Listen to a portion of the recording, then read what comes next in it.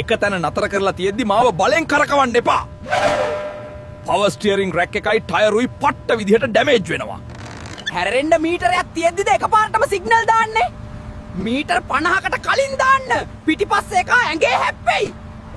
මගේ ඇඟේ ඔය ලොකු මල් මාලේ එල්ලන්න මම දේවාලයක් නෙවෙයි. ඔය බරට ජොයින්ට් බුරුල් වෙලා වින්ඩ් ස්ක්‍රීන් එකත් එක්කම කඩන් වැටෙයි. මේ සපත්තු ගසාගෙන මේකට නගින්න. ඔය දූවිලි ගිහින් ෆිල්ටර් බ්ලොක් වුණාම AC එක වැඩම කරන්නේ නැහැ. බීප් සද්දෙට බයේ මගේ කටේ ඩමි කෑලි ඔබන්න එපා. හැප්පෙද්දි එයාර් බෑග් වැදිලා මූණම කුඩු වෙයි. වතුර බේරෙන තෙත කුඩේ මගේ උඩින් තියන්න එපා. යට තියෙන යකඩ තහඩුව දිරලා ගියාම බිම පාර පෙනෙයි. කට්ට ඊයකටම වැටිලා තව දුවන්න හදන්නේ. ඔහොම දිගටම ගියාම පෙට්‍රල් පම්ප් එක අනිවාර්යයෙන්ම පිච්චිලා යයි. වලවල් දැක්කම බ්‍රේක් නොකර පියාඹන්න මේක ප්ලේන් එකක් නෙවෙයි.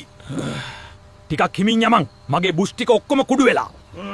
නිකන් තියෙන ටැප් එකේ කිවුල් වතුර මගේ ටැග් එකට දාන්න එපා. කුණු බැඳිලා කට හිර වෙනවා. සල්ලි දීලා වයිපර් ෆ්ලූයිඩ් දාන්න. ඉර එළිය වැටෙද්දි විතරක් මාව පල්ලහට ඇදලා දාන්න. කණ්ණාඩියේ මූණ බල බල යන්න මේක සැලූන් එකක්ද?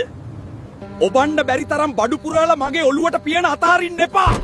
ලොක් එක ඇද වුණොත් පාර මැද ඩිකිය ඇරිලා හැලෙයි. බැටරිය බැහැලා නම් බොත්තම් හාරන්නේ නැතුව අලුත් එකක් දාන්න. ඔච්චර තදින් ඔබද්දි ඇතුලේ තියෙන සර්කිට් බෝඩ් එක කැඩෙනවා. මාව බාගෙට පාත් කරලා කිලෝමීටර් ගාණක් ඇද්දා නේද? දැන් ලයිනර් පිච්චිලා ඉවරයි. සම්පූර්ණයෙන්ම පල්ලහට දාන්න. අවුරුදු ගාණක් පරණ ප්ලග් වලින් දිව්වම මට කරන්ට් දෙන්න බෑ. ඔහොම ගියොත් දහස් ගාණක ඉග්නිෂන් කොයිල් ටිකත් පිච්චිලා යයි.